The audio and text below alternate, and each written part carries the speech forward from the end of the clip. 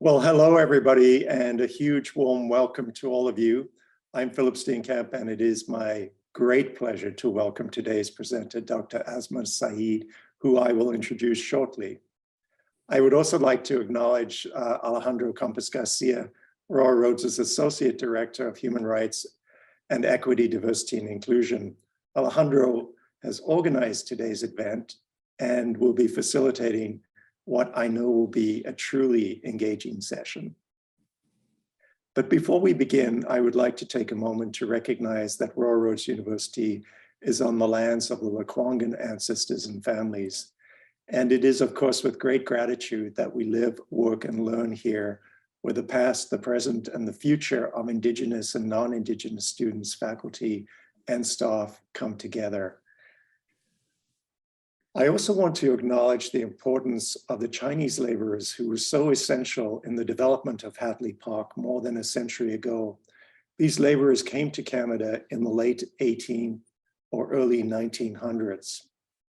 And without their long hours and grueling efforts, the Hatley Park and the Royal Roads University of today might be quite different. And it's very humbling to think about the amount of work that went into this site and those workers' contributions. And this is a history which has been hidden for so many years, and it's a history we are beginning to uncover and celebrate. So before we start, let's go over a few important things. Your microphones, of course, are muted for now, just to keep things running smoothly. So we can't hear your dogs barking in the background, but you can still participate by asking questions through the chat. And towards the end of the talk, we'll have dedicated time to answer your questions.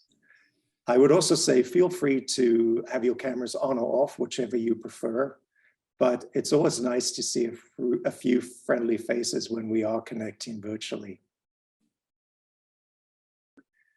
Now, throughout the month of May, Royal Roads has been celebrating Asian Heritage Month by sharing resources, stories, and voices from our university community. Our library has put together special displays for Asian Heritage Month, both in online and in-person format. And these displays explore different aspects of Asian heritage in Canada and the world. And you will find resources on topics like Asian representation in popular media, tackling anti-Asian racism, sustainable development in Asia, and many more. So if you haven't had the chance, I do encourage you to check out these displays. And I want to take the opportunity to thank the folks in the library for putting these displays together. Now it is my great pleasure to introduce today's speaker, Dr. Asma Sayed. Dr. Sayed is the Canada Research Chair in South Asian Literary and Cultural Studies in the Department of English at Kwantlen Polytechnic University. She also serves as the Interim Associate Vice President of Anti-Racism, leading KPU's newly established Office of Anti-Racism. Dr. Sayed is deeply dedicated to justice, fairness, diversity, and inclusion, which is so evident in her research and her teaching. She focuses on studying stories of people who have been forced to leave their homes or moved against their will, particularly in South Asia and East Asia. She also explores feminist studies related to these regions.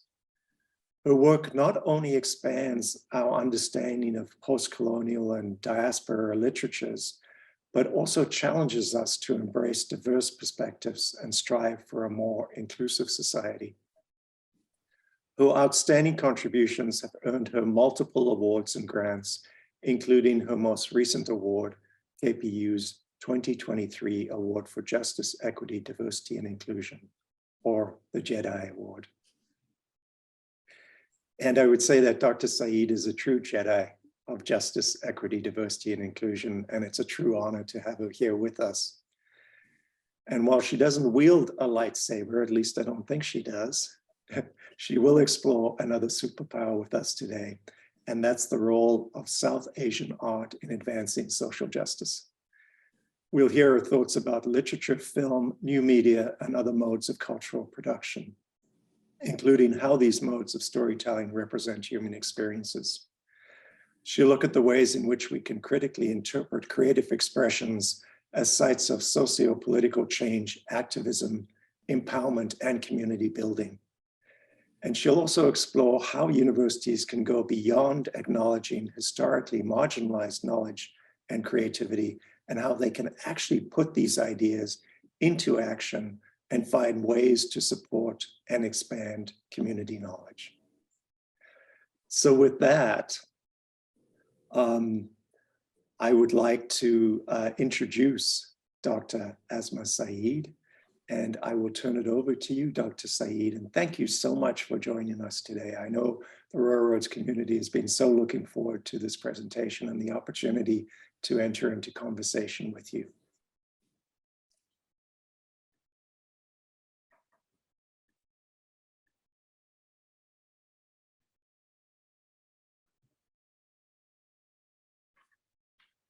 Okay, thank you so much, President Steenkamp, for that lovely introduction. Yeah, I wish I could have a lightsaber, but I guess we generally try to use our knowledge as such, right? So, and thank you, Alejandro, for the invitation to speak today as well. It is such a pleasure to be here. And I'm so excited to hear about the work that's already happening at Railroads. And I'm also looking forward to our conversation at the end of this presentation. Now, before I start, I do want to say that I'm attending Congress at York University. So I'm right now presenting from my hotel room in Toronto. And I have my fingers crossed that, the internet connection kind of stays stable, because as you all know, hotel internet connections are not always great. It has been okay the last couple of days that I've been here, but just in case anything goes wrong, I just wanted to flag that. I want to begin by acknowledging that at Kwantlen Polytechnic University, we live, work, and study in a region that overlaps with the unceded traditional and ancestral First Nations territories of the Musqueam, Katzie, Semiahmoo, Tuason, Kikite, and Kwantlen, and with the lands of the Kwantlen First Nation, which gifted its name to the university. In the cause of reconciliation, I recognize our commitment to address and reduce ongoing systemic colonialism, oppression, and racism that Indigenous peoples continue to experience. And let us continue to work towards understanding more about our role in dismantling oppression and colonialism. I have been asked to speak for the Asian Heritage Month, and this year's theme for the month is titled Stories of Determination. And so that is where the title of my presentation refers to. The subject matter that I'm talking about today is quite vast. And given that I'm trying to give you an overview of the work in about 25 minutes or so, I'll use two authors' work as examples, and then we can chat more in Q&A. I'll wrap up with an exploration. So I'll briefly speak about the brief history of South Asians, and then talk to a couple of discourses within the work and their contributions. And then I'll wrap up with the exploration of how post-secondary institutions might not only establish, but enact Asian knowledge and creativity when institutionalizing knowledge systems and structures, and envision pathways to support, uphold, deepen, and expand the knowledge of Asian communities as they build solidarity and resist multiple overlapping systems of oppression. I have research interests in post-colonial literature with an emphasis on narratives of exile and displacement from South Asia, as well as feminist literary and cultural studies related to these geographies, especially in the context of South Asian diaspora in Canada. My work also focuses on the marginalization of gendered and racialized people socially and as represented in literature, film, and media. My current research centers on the contributions of South Asian Canadian artists from 1910 to 2020.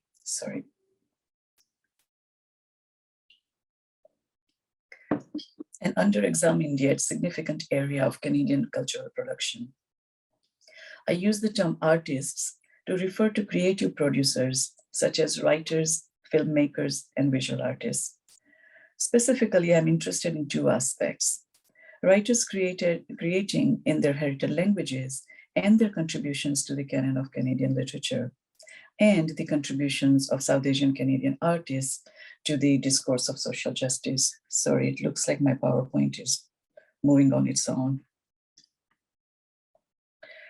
So let me first speak to the history of South Asian diaspora in Canada.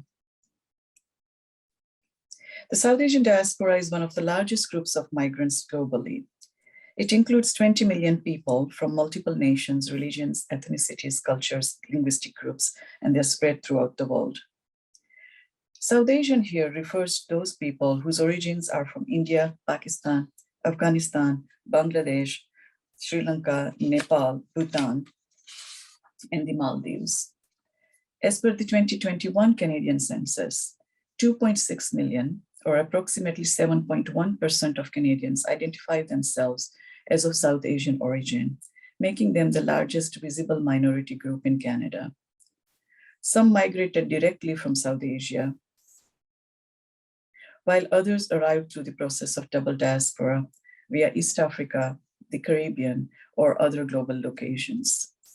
Reasons for these migrations are many, including indentured labor, colonization and its continued aftermath in South Asia, environmental displacement, and search for economic stability. These migrants carried with them the complexities of their South Asianness defined by multiple factors, including gender and class, but also by the politics of religion and caste that is unique to the region, and of course the use of multiple languages because South Asia is quite multilingual. Yet, as Vijay Mishra has argued, South Asian diaspora across history and regions, both, and I quote here, the older diasporas of classic capitalism and mid to late 20th century diaspora of advanced capital to the metropolitan centers of the empire, the New World and the former settler colonies, these are all interconnected. And this connection influences the artistic production as well as colonial histories continue to impact people. So in fact, as Ananya Jahan Ara Kabir contends, one of the commonalities in South Asian diasporic literature, and it's because of these interconnections and these similarities of experiences, she argues that it has many characteristics of literature of trauma. I quote, whether the text evokes the old diaspora, the new diaspora, the transnational condition, or partition migration, that which is left behind and which has scarred the subject formed in and through displacement emerges as the nation, a phantom, yet palpable force that is political as much as, and indeed because, it is emotional. And the partition reference here is to the partition of India and Pakistan in 1947 and subsequently the partition of East Pakistan and West Pakistan into Bangladesh. Similarly, South Asian diaspora subjects carry with them the burden of the colonial past and share a post-colonial sensibility and identity of a displaced diasporic subject. The South Asian artists in Canada bring a unique historical and global context that enriches the transnationality and polyvocality within Canadian culture. The history of South Asian migrants to Canada dates back to the end of the 19th century. Archival evidence shows that approximately 5,000 South Asians arrived between 1904 and 1908. A 1908 amendment to the Immigration Act, known as the Continuous Journey Regulation, prohibited entry into Canada to those who did not arrive directly from their country of origin. After the subsequent Komagata Maru incident in 1914, when a group of 376 South Asians from the British Raj were denied entry into Canada, immigration from South Asia almost came to a halt because the Continuous Passage Act required them to come directly from the country of origin, and that was not possible given the distance between South Asia and Canada. So immigration regained momentum in the 1960s after Canada reopened immigration to non-European migrants. Among those who came were many talented writers, filmmakers, and artists. The earliest record of publication activity of South Asians goes back to 1911 with the English language paper, which was titled The Aryan, as well as Punjabi language paper, which was called Sansar. Early migrants wrote mostly in their heritage languages, such as Punjabi, Hindi, and Urdu, and those who came after the 1960s created in English as well. Now, literature, film, new media, other modes of cultural production are not singular fields, but interwoven modes of storytelling through which human life and people's desires and hopes for a better world can be understood. Art can be a form of activism, a protest against social evils and injustices. It can tell us stories of difficulties, challenges, discrimination, migration, settlement, and nostalgia for what has been left behind. It can also tell us about community, resistance, joy, solidarity, activism, and determination. Many South Asian Canadian artists are known internationally. For instance, those publishing in English have won a significant number of prestigious international awards. These include Anita Rao Badami, Sharon Bala, Rohinton Mistry, Michael Ondaatje, and M.G. Vasanji, to name a few. Filmmakers such as Sazia Javed, Ali Kazimi, Srinivas Krishna, and Deepa Mehta, and media personalities such as Shan Chandrasekhar are internationally acclaimed. These artists have paved a path for social justice narratives. So, for example, Anita Rao Badami's 2007 novel, Can You Hear the Nightbird Call? In this novel, she connects links between the Komagata Maru incident of 1914 and the incident of Air India bombing in 1985. So she's connecting the histories and how the continuous histories of colonization enact in different forms. Then we have novel by Sharon Bala, The Boat People, where she is narrating the story of Tamil asylum seekers who came to Canada as a result of civil war in Sri Lanka. Or Deepa Mehta's film Water, which is about the conditions of widows in India. And so these artists add a unique voice of social justice to Canada's creative output. In fact, the younger generation of artists is pushing the boundaries further. So poet Rupi Kaur, which probably most of us in this room know, focuses on issues of identity politics and sexual violence. Vivek Shraya has questioned social-cultural perceptions of gender in their creative work. And so their experiences, all these artists, their experiences of migration, and in cases of some young artists, their lived realities of being a second or third generation Canadian settler, enrich their literary and cultural output. On the visual art scene, visual artists such as Jag Nagara, Kirat Kaur, Tazim Qayyum, and Sandeep Johal have been active in the field creating multi and mixed media art. And interestingly, the picture you see on the screens, if you look at Tazim's art, she has used cockroaches as a theme because immigrants have, historically been identified as cockroaches.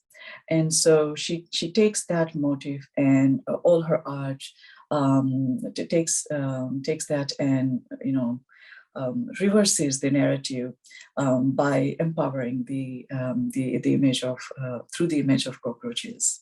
Or the cockroaches in her art. So these artists, through fiction, autoethnographic narrative, film, visual art, and theater, have highlighted many social, cultural, and political concerns about oppression and discrimination faced by South Asians within and outside of their immediate ethnic communities. So let me speak to two groups of writers now. So those who have written about climate change and those who have written about gender-based violence. So many Canadian writers, filmmakers, visual artists, activists have raised concerns about issues ranging from climate change and the loss of traditional ways of living, not just as a result of the damage to the natural ecologies by unsustainable and unregulated industrialization, but also as a consequence of cultural colonization by Europeans. These artists and eco-critics focus on examining the human relationship with non-humans and the impact of human pursuits on ecosystems. What role can artists play in advancing climate justice? For instance, Canadian writers and artists of South Asian origin, such as Rene Sarojini Seklikar, Premi Mohammad, Madhur Anand, and Jasprit Singh, are writing about combating climate change through their poetry, nonfiction, and fiction. These artists are rejecting the settler colonial capitalist and extractivist agendas, and providing pathways for thinking biocentrically and moving forward with hope towards a sustainable future. So what we have on the screen here, Renée Saklikar's Listening to the Bees.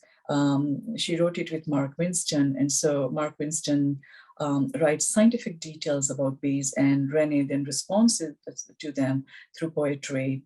Madhur Anand and her two books here. Madhur Anand is also a scientist, and in these two books, these are poetry collections, and she speaks to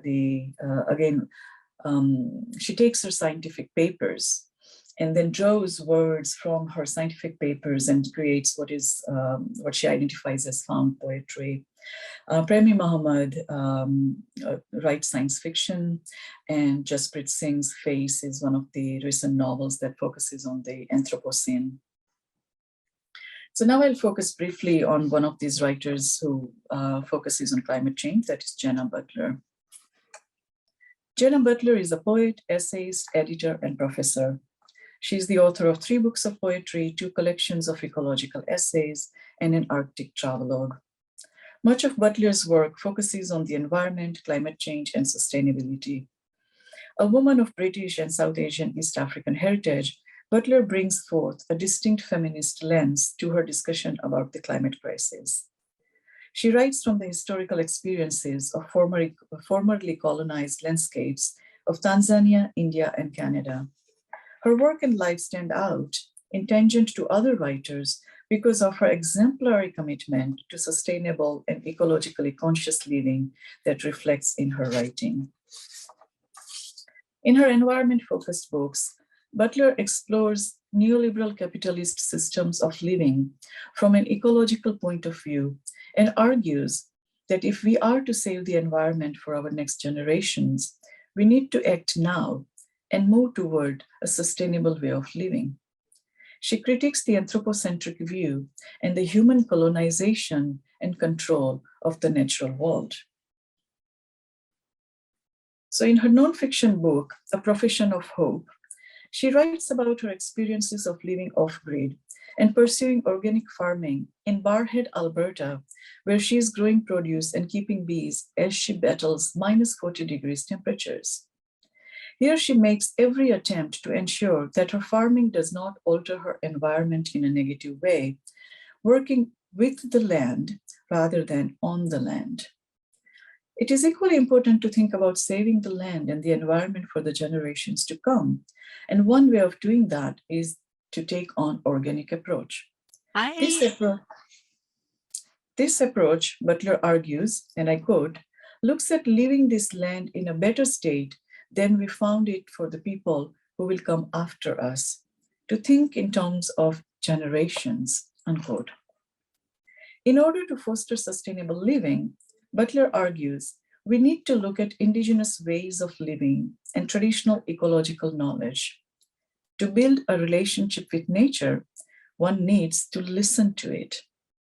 In a conversation with me when I interviewed her, she said, and I'm quoting her here, we need a deep sense of listening to indigenous cultures and approaches to land guardianship that have been in place for much longer than many colonial relationships with land.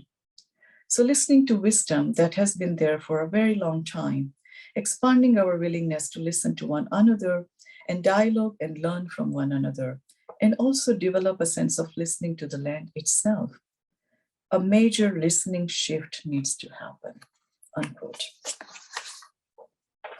In her book, Reverie, A Year of Bees, she speaks to her experience of keeping bees and draws our attention to some interesting details, such as Alberta is the world's 5th largest producer of honey. And we don't talk enough about this. We most of the times talk about Alberta's oil industry, right? But Alberta is the 5th largest producer of honey.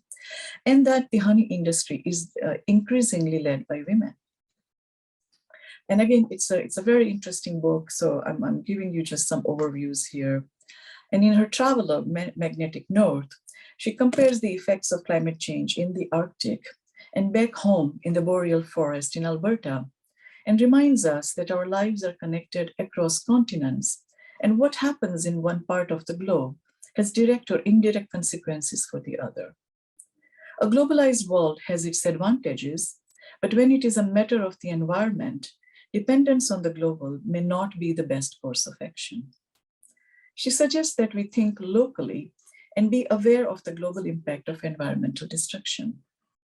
Thus, Butler's literary texts are a warning and an eco-critical intervention, pushing to embrace deep ecological thinking and ethics of care. In all three books, Butler writes with conviction, honesty, and concern, and she argues that one needs to accept solastalgia, or what is climate grief, because she says that we all are going through this phase of grief for the climate. We see climate change and we grieve that, right? So there's this sense of solastalgia, but we need to accept that. And that we currently feel so much of that, but we can move on to the next stage, which is the stage of hope and change. Next, I will briefly speak to gender-based violence. Now, many authors, Anita Rao Badami, Jonathan Baldwin, and Farzana Doctor, whose work I'll focus on, have written about gender-based violence through their fiction and nonfiction. So Farzana Doctor is an award-winning author and activist whose writing focuses on themes of social justice, 2S LGBTQIA+ experience, racism, feminism, trauma, and healing. Doctor's ancestry is South Asian, with roots specifically in the Dawoodi Bohra, a Muslim community. She is trained and works as a social worker and practices as a psychotherapist in Toronto. Doctor has achieved widespread recognition both for her fiction and nonfiction. Her latest novel, 7, focuses on the practice of female genital cutting, known as FGC, or female genital mutilation, known in FGM, which is known as Khatna, especially in the Dawoodi Bohra community. Now, Doctor has volunteered extensively with the organization We Speak Out to ban Khatna within her community, and her experiences inform her writing, and she works on banning the practice of Khatna globally, including in Canada. And so 7 focuses on this issue of FGC, and it can be seen as an extension of Doctor's activism, which she does outside of her literary life. Through the novel, we see the day-to-day sexual, psychological, emotional, and physical consequences of Khatna, which alters women's and girls' bodies and upends their lives. So these two are just the examples out of many examples that I could give here. I, of course, had a very tough time selecting, but for the short time frame, I wanted to focus on what I thought the authors that are not necessarily known by everyone, but they are doing such important work. So the other piece that I want to quickly address here is one more group of writers, is those who are writing in their heritage languages, such as Punjabi, Gujarati, Hindi, Urdu, Tamil, Bengali, and they publish in community newspapers and magazines in Canada, or in their countries of origin. And they have also focused on issues of concern, but their voices have been marginalized because of their choice of language. That is, Canadian artists working in non-official languages remain marginalized. And in my work, I have argued for the inclusion of writers writing in non-official languages in the canon of Canadian literature, and the need for analyzing Canadian literature with new epistemological approaches rooted in decolonial methodologies and techniques. Although South Asian writers in Canada have been writing in heritage languages since the early 20th century, almost none of their writing is to be found in anthologies of Canadian literature. Now, we don't have time to explore this further, and this is a complicated issue as well, but if anybody's interested, I have written about this issue in this article, which was published in the book that was released just a couple of months back, so National Literature in Multilingual States, in which my article titled Canadian Literature and Heritage Languages and Politics of Canon Formation. I explored this issue at length, but I'm also happy to address it during Q&A. The point that I have been making is that is that in not paying attention to all this literature that is being produced in a number of languages, we are missing out on a large body of socio-political historical knowledge produced here in Canada, in our diverse communities, and we need to find ways to acknowledge and include this work. So together, these cultural creators have collectively helped us see multiple issues and pushed boundaries for a more just, diverse, and inclusive society. Their work allows for a more nuanced political engagement at multiple levels and alternate creative understandings of socio-political issues beyond official government reports and Eurocentric perspectives. Nonetheless, there is an absence of sustained in-depth research analyzing how these artists have mobilized understandings of injustice and advanced Canada's political and sociocultural influence on a global scale. In fact, as Mariam Pirbai, a scholar in the field and a good friend of mine, she writes that South Asian literature in Canada has not been the object of sustained critical attention, either as a category of study or as a growing body of writing in the post-millennium period. And there is much more work to be done in this area, and that ethno-national and diasporic specificities must continue to inform our reading of South Asian Canadian identities. So then we need to think deeply about these questions. How does art reimagine the world? How does art give voice to and empower the marginalized subjects? How can art create opportunities for resistance, challenge injustice, offer tools for resilience and community building? How do we acknowledge, support, promote, and study the works of these South Asian artists? In short, let's think further about how we can promote creative expressions as sites of socio-political change, activism, and community building. Art is not only a critique of social injustices, but also a call to action to create an empathetic and just society. Art can expose many social issues and serve as tools of resistance, while also offering hope for a better future. So that brings me to my last point. Considering the contributions of South Asians and the lack of sustained attention, what role can post-secondary institutions play in answering some of these questions that I've just raised here, as well as the questions that I raised at the beginning of this presentation, right? Like, how do we enact this knowledge within our institutional systems? One way to raise awareness and learn more about these artists is to invite them to speak. I mean, it seems to be quite, a given, but it doesn't always happen.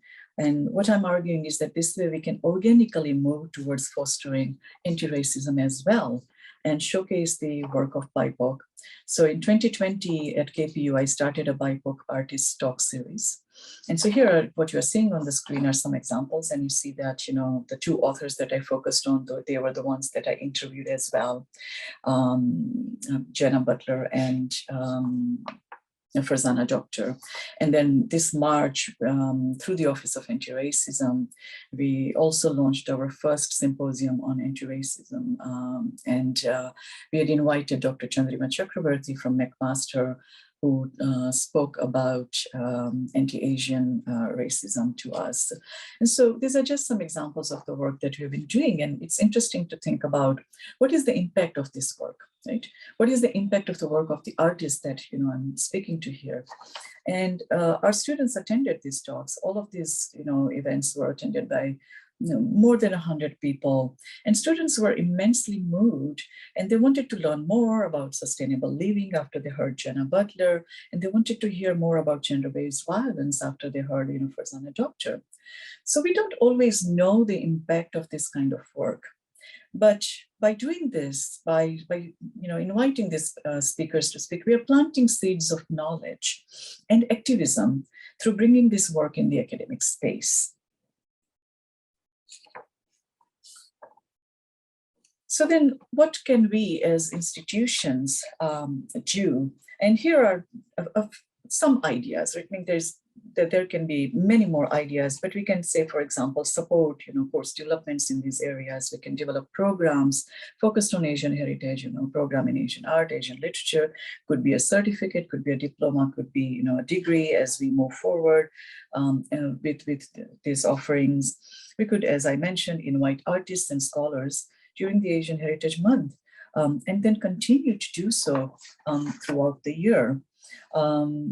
Support student research in this area, put aside funds and resources for being able to do this work.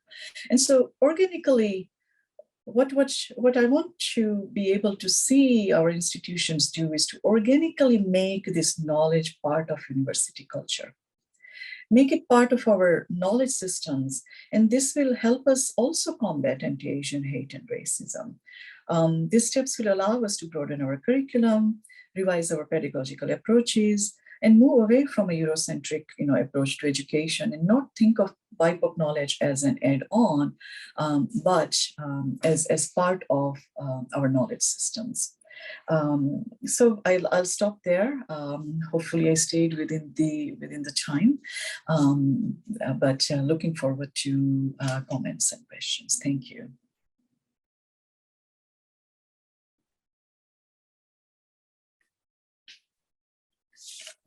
Thank you very much, Professor Sayed, for such an amazing presentation.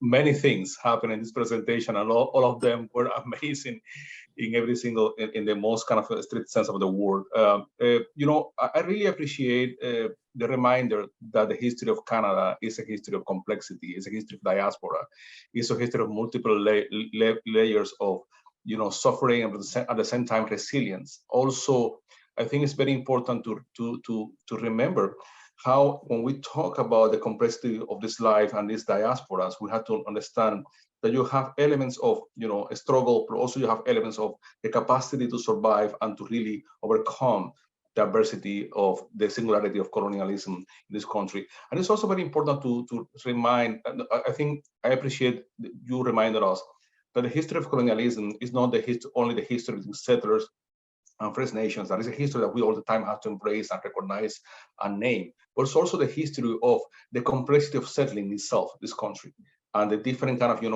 elements that inform that singularity.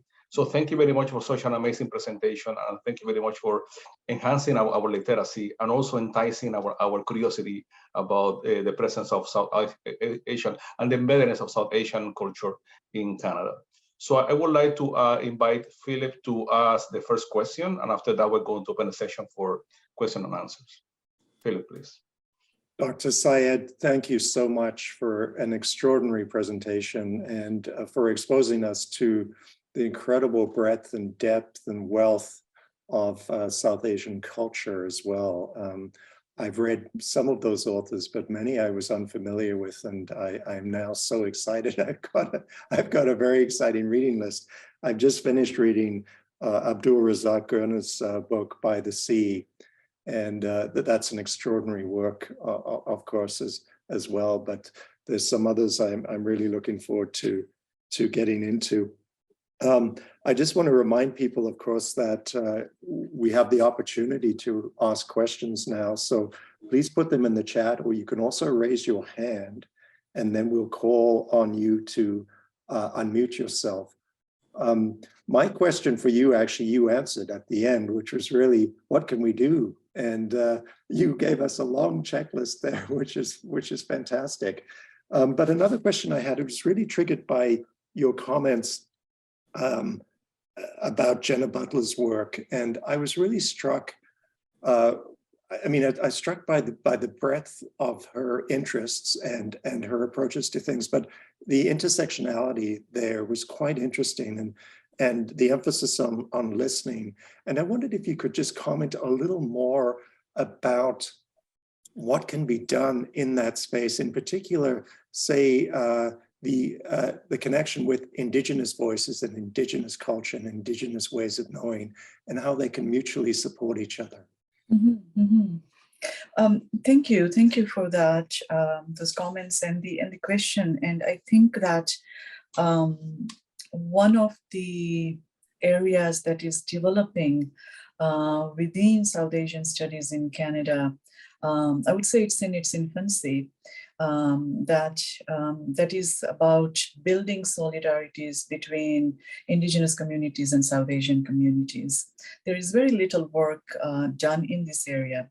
In fact, I think it was in 2017 that I was at a conference on South Asian literature. I had just moved to BC, joined KPU at the time, and I was at this conference, and there were all these South Asian elders at the end of the conference who sat down.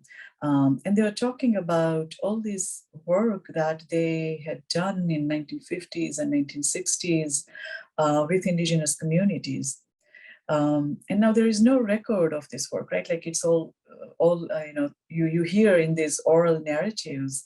And so since then, I have been thinking that we need to record some of these narratives of solidarity work between South Asians and Indigenous communities as well.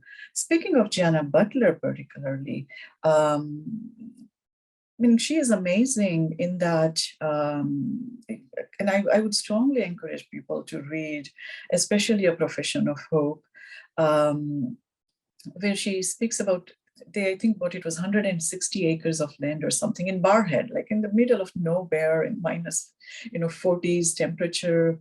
And they're slowly building that into a farming land, doing it organically. It is very, very difficult work.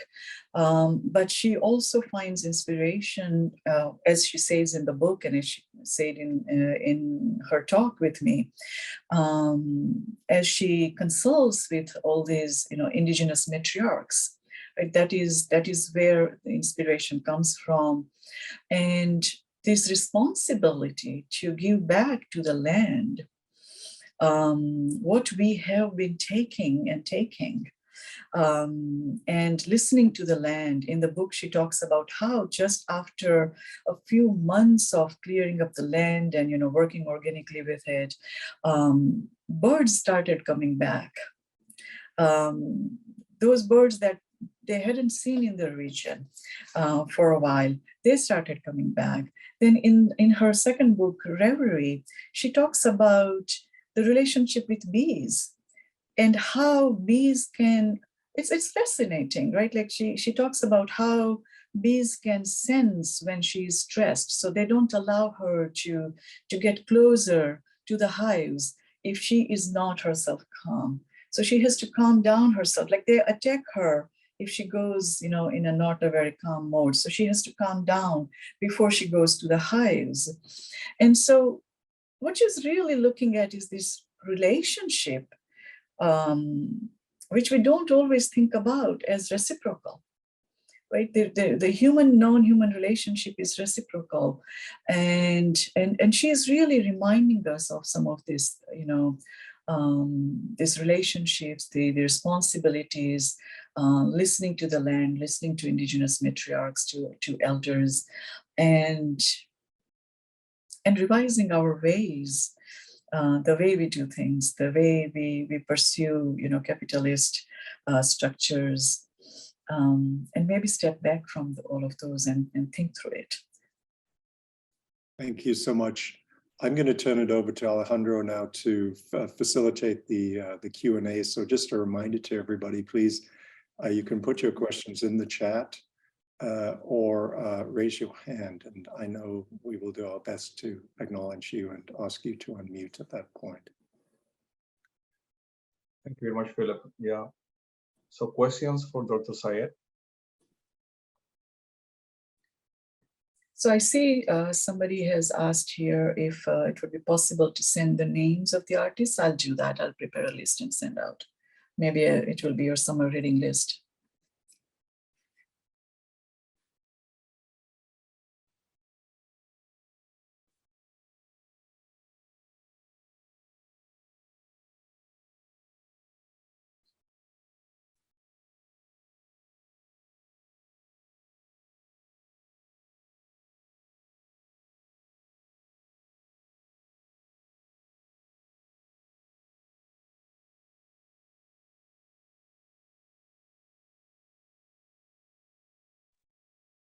It's a quiet group today, but I always jump in and ask a question. So I'm happy to I love that this is about artists. What a great way to spend the morning looking at all this. And I don't know, like you said something very interesting to me. I can't remember exactly, but I know that like as like a trans person, like very often when people meet someone they like, you know, it can change their mind about how they interact with a group of people that they don't understand or have hard feelings against. But yeah, the way you talked about that can happen in literature too. I find that quite moving. And it's funny, I hadn't even really thought about it. Like yeah, it's very interesting, and the incredible breadth of people you showed, people doing really interesting work, like Vivek Shreya for one. I know Yeah. I'm a great fan of. So I appreciate that. I don't know if you want to say anything more about that. I guess there maybe is a question hidden in that somewhere. Yeah, Vivek does amazing work, and you know, she has put the whole idea of gender binary is, you know, what is questioned in her work. And so I think I have read, I think three of her books, and it's fascinating in that it really reminds us of the fact that gender binaries are artificially constructed. And the way we tend to look at people from the gendered lens itself is an artificial lens, right? So in the way this, you know, this work is being presented, we can see that again, that is another area. Even for Zana Doctor's work, you know, it also does something similar in terms of questioning gender-based identities. And the gender-based violence. And I think, you know, Shreya's work and Doctor's work, they kind of overlap there, because they are both talking about different ways of enacting violence on the body. When, you know, Vivek talks about trans identities and queer identities, and Doctor talks about the practice of FGM, ultimately they're all leading to the same understanding of the way gender is constructed in society, the way patriarchal structures want to control that narrative, and how we need to push against that narrative, right? And so these works, they serve as reminders of, sometimes they are, you know, we take things for granted at times, right? And when we read these works, then we have to start questioning as to where are some of these ideas that we inhabit as a norm. Where did they come from? And sometimes they just came from patriarchal structures, you know, histories of racism, histories of colonization. And so, yeah, I mean, multiple ways of studying these and thinking through these artists' work. And I find, you know, one can also, I mean, we can study this in scientific ways as well, in through the books of sociology as well. But as a scholar of literature and film, I always argue that literature and film and visual art have a unique way of speaking to us, because we kind of, you know, become part of these characters as we read about them, and they speak to us in a way that a scientific paper doesn't always speak to us, right? So, and that is why I find that art is so important to foster in our institutions, because again, you know, post-secondary institutions, historically speaking, they don't always see value in art. At times I have been asked about, you know, how to identify the value of the research that I do. And I always say, I don't know what's the value of saving a life, right? Like, whatever that is the value of art, I guess, and this work and this research. So, yeah. Probably a long-winded answer to your question, but I hope somewhere I addressed something you were looking for. Okay, we have Priyanka. She has a question in the chat, and also she's raising her hand.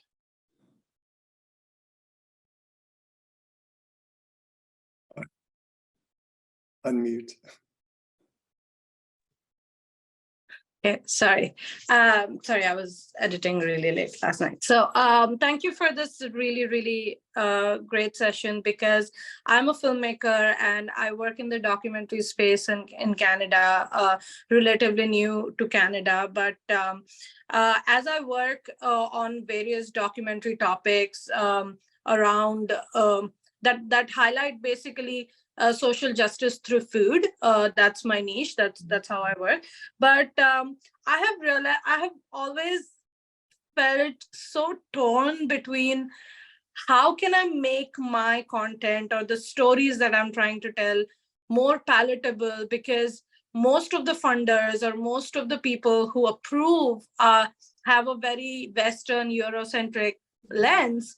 And how do I still keep pushing my authentic stories? Is this something that you have faced, and how did you deal with it? Absolutely. And again, you're speaking to the same issue of, the level of ignorance sometimes is pretty high in terms of understanding some of the works outside of the Eurocentric ways of doing things, right? And I think that the discourse in Canada has shifted somewhat in the last few years, and so we are seeing more and more acceptance of different ways of doing things. We are having the same discussions within academia as well. Meaning, as I said, I'm at the Congress, and yesterday I was attending this whole session about whose knowledge is valuable, whose knowledge, how do we present knowledge? What is the peer review process when your reviewers don't know? So I would say keep doing what you're doing. At some point, it will be recognized, because trying to mold yourself into the Eurocentric Western models, even if it, say, becomes successful and brings you funding, it will leave you somewhat, unsettled somewhere, right? Yeah. Because you will always feel like you're compromising. So I would encourage you to continue doing what you're doing, and in fact, address these issues in your work and ask for your work to be assessed from a non-Western point of view, and hopefully at some point you'll get there. But I think one of the things that we have to do is to stay true to ourselves. Yeah. On another note, I would love it if you get in touch with me, because I'm working on a book on food culture. So what you're doing would be of great interest to me. So we'll connect outside of this as well. It's so nice, because my work has mostly been about food and travel, but I realized that I've always been talking about social justice through food, because I think that's how we can get people to talk about it. So yeah, I would love to connect with you as well. I have another question if we have some time, if that's okay. Could we ask somebody else to ask a question first? Oh, Priyanka? sure. Yeah. So Val Cortez asked me that she has a question. Val, I don't know what you want to ask. Thanks, Alejandro, and thank you so much, Dr. Sayed. I think a little bit of the question that I had has been already talked about, which is how do we continue to push towards that value of the arts, right? Because we talk about it, but then when we want to implement it, it's kind of like, oh, that's like too much, or let's tone it down. But the other thing that I wanted to thank you, and something that resonates very strongly with me, it's about this idea that these knowledges are not add-on. And we tend to say things like, oh, let's integrate, this. And that sort of like assumes that we're integrating something into the mainstream. So when you say that, and I recently learned this new term of naturalizing from my friend and colleague Carmen Rodriguez at the University of Victoria, that really shifts the perspective there of not integrating to what it's already status quo, but really kind of like opening up and finding other ways, right? So thank you for that, and thanks for all the resources. That's all I wanted to share. Yeah, thanks for that comment. And as you're saying, I'm kind of wondering, if I used that word, but because we kind of, meaning all of us have to think about these things, because the language is so embedded in the way we do the work, right? That we also have to keep thinking about pushing boundaries there as well. But one of the questions that is also being raised now is we talk about diverse knowledges. And the question is, diverse from what? Right? Like why are we identifying this as diverse knowledge? Because as soon as we say that, it centers something else, right? So again, the Western knowledge and the Western system then becomes the center, and then everything else is diverse, and we are bringing it into the center or somewhere in the periphery around the center. And so again, we have to think about, what do we mean when we talk about diversifying? What are we diversifying from, and how we are, reenacting the idea of the center when we do that. So yeah, absolutely. Meaning what you say is absolutely something that we have to constantly talk about and keep working at it. Thank you. Do we have time for one more question, Ali, or do you? I think, a short one. I know it's so difficult when the topic's so rich. Yep. Yeah, well, there's a wonderful question for Karen Siqueira, but I don't know if it's going to be a short answer. Yeah, with regards to organically fostering and celebrating South Asian voices and work, what are some ways you are seeing this successfully implemented, or more so encouraged, in other Canadian post-secondary institutions? It's in the chat. Yeah, and so I'll go back to my last slide. I think that one of the things that we can do is to really create programs around these offer courses, and not necessarily because institutions tend to think about this again, from a perspective of who we are doing this for. And one thing that I've been arguing is to not think, because recently I had a discussion about coursework in South Asian studies. And in fact, this was a discussion again happening at the Congress, and the question that was raised was that administrators were saying, do we have enough students who will take South Asian studies? We don't have South Asian students. And I think we tend to assume that Black studies is for Black population and South Asian studies is for South Asian population, and on and on and on. What we need to identify is that South Asians already have the lived experience of this. When we talk about anti-Black racism, Black people are already living it. Those courses are not targeted at these communities. They are meant to be targeted at the communities that are not living this.